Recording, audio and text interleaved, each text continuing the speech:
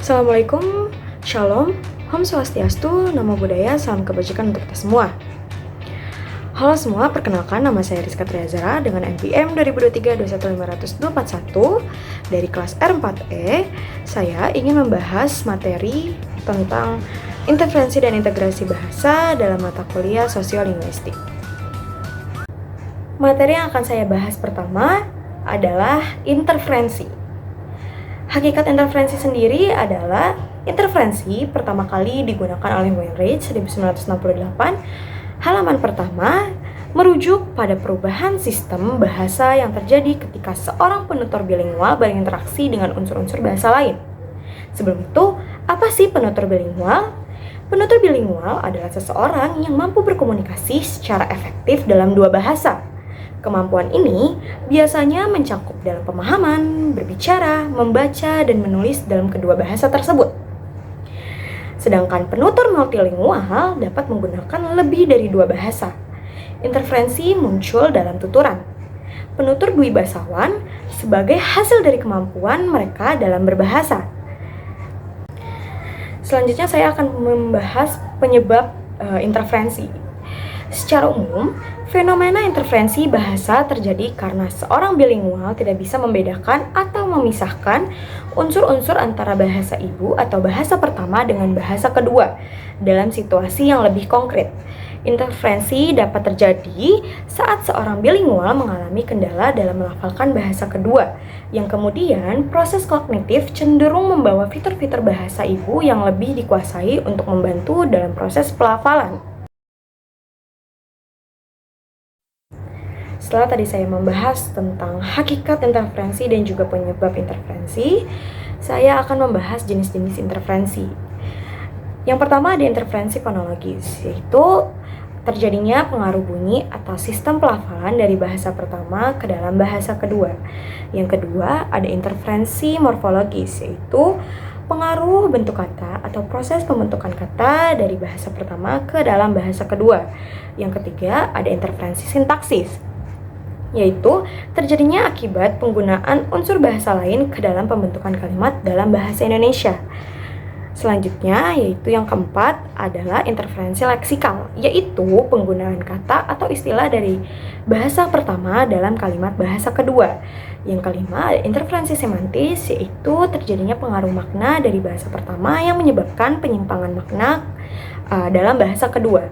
Dan yang terakhir yaitu interferensi pragmatik, yaitu pengaruh gaya komunikasi dan penggunaan bahasa dalam konteks sosial dari bahasa pertama ke dalam bahasa kedua.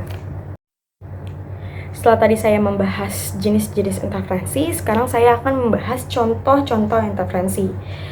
Interferensi fonologis contohnya adalah penutur bahasa Jawa melafalkan kata satu menjadi sato, atau penutur bahasa Batak yang melafalkan F menjadi P, sehingga kata foto diucapkan menjadi foto. Yang kedua ada interferensi morfologis. Interferensi morfologis contohnya adalah penutur bahasa daerah yang menambahkan imbuhan seperti in atau ke pada kata bahasa Indonesia. Misalnya, bukain pintu itu dari kebiasaan morfologis dalam bahasa Jawa. Atau, kasihkan saya buku itu, pengaruh imbuhan kan yang tidak sesuai konteks. Yang ketiga, ada interferensi sintaksis. Contohnya adalah kalimat rumah saya di mana. Struktur ini terpengaruh dari bahasa Jawa, yaitu omahku nengendi. Atau struktur yang baku seharusnya di mana rumah saya. Atau saya pergi pasar mau. Pengaruh dari struktur bahasa daerah seperti Betawi atau Minang. Dan mereka akan merit bulan depan, yaitu dengan memasukkan imbuhan dalam bahasa Inggris. Merit yang artinya menikah. Selanjutnya, interferensi leksikal. Contohnya adalah besok saya mau ke sawah, ada pesta panen. Kata pesta panen mungkin dipengaruhi oleh kosakata lokal yang sebenarnya tidak umum dalam bahasa Indonesia standar. Dan yang kelima adalah interferensi semantis. Contohnya adalah kata jemput digunakan untuk arti mengantar. Seperti contohnya, saya akan jemput kamu ke bandara. Padahal maksudnya antar ke bandara. Atau dia angkat kaki dari rumah itu. Dalam bahasa Indonesia, angkat kaki berarti pergi. Tapi jika digunakan dalam bahasa daerah, bisa berarti benar-benar mengangkat kaki, bukan idiomatik. Yang keenam atau yang terakhir adalah interferensi pragmatik. Contohnya, dalam bahasa Jawa, orang sering menyipsikan kata gih atau ya dalam percakapan sebagai bentuk kesopanan. Dalam bahasa Indonesia, penutur mungkin terlalu sering menggunakan ya dalam konteks yang tidak perlu. Setelah tadi saya membahas tentang interferensi, sekarang saya akan lanjut membahas tentang integrasi. Yang pertama adalah hakikat integrasi. Mengutip dari pendapat yang dikemukakan oleh Ruriana dan kawan-kawan, integrasi adalah penggunaan unsur bahasa lain secara sistematis seolah-olah merupakan bagian dari suatu bahasa tanpa disadari oleh pemiliknya. Salah satu proses integrasi adalah peminjaman kata dari satu bahasa ke dalam bahasa lain oleh sebagian sosiolinguis. Masalah integrasi merupakan masalah yang sulit dibedakan dari interferensi. Selanjutnya, saya akan membahas penyebab interferensi. Seperti yang disebutkan sebelumnya, integrasi bahasa merupakan hasil dari fenomena interferensi yang terjadi secara berulang-ulang dan berlangsung dalam kurun waktu tertentu. Pada awalnya, pemakai bahasa akan menggunakan unsur suatu bahasa untuk melafalkan bahasa lain. Jika unsur yang dipinjam ini bisa diterima dan turut digunakan oleh pelafal atau penutur lain secara periodik dalam waktu yang lama atau tidak terlalu lama, bisa jadi belum lama namun sangat diperlukan. Karena belum adanya padanan kata, maka unsur tersebut diklaim sebagai unsur bahasa yang berintegrasi.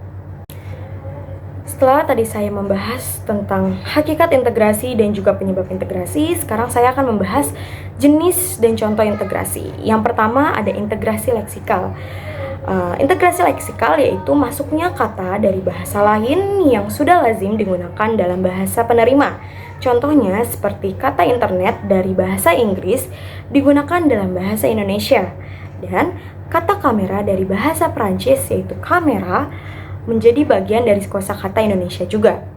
Yang kedua, ada integrasi fonologis, yaitu penyesuaian bunyi kata asing agar sesuai dengan sistem bunyi bahasa penerima.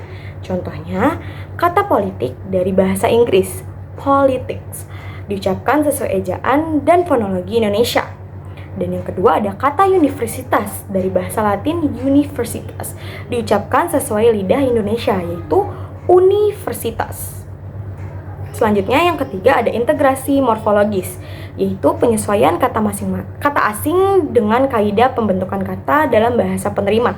Contohnya kata mengupload memakai awalan meng dari morfologi Indonesia, dan kata di-scan memakai awalan di sebagai bentuk pasif. Yang keempat ada integrasi sintaksis, yaitu pola kalimat asing diadopsi dan dipadukan dengan struktur kalimat lokal. Contohnya, dia lagi nonton Netflix, gabungan struktur Indonesia dan unsur asing. Atau, saya mau take a break dulu, struktur bercampur tetapi bisa dipahami oleh penutur lokal. Yang kelima, ada integrasi semantik, yaitu makna kata asing disesuaikan atau diperluas dalam bahasa penerima. Contohnya, kata mouse dalam komputer menjadi tetikus dalam bahasa Indonesia. Kata virus dalam dunia TI bermakna perangkat lunak berbahaya, bukan penyakit.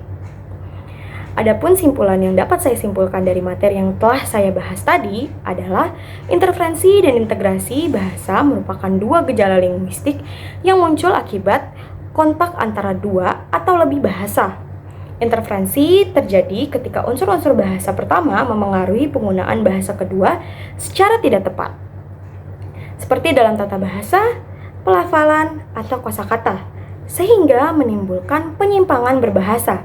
Sebaliknya, integrasi bahasa mencerminkan proses masuknya unsur-unsur bahasa asing ke dalam suatu bahasa secara sistematis dan diterima oleh penutur, yang dapat memperkaya kosakata dan ekspresi budaya. Berikut yang dapat saya sampaikan dari materi yang telah saya bahas. Kurang lebihnya, mohon maaf, dan sampai jumpa lagi.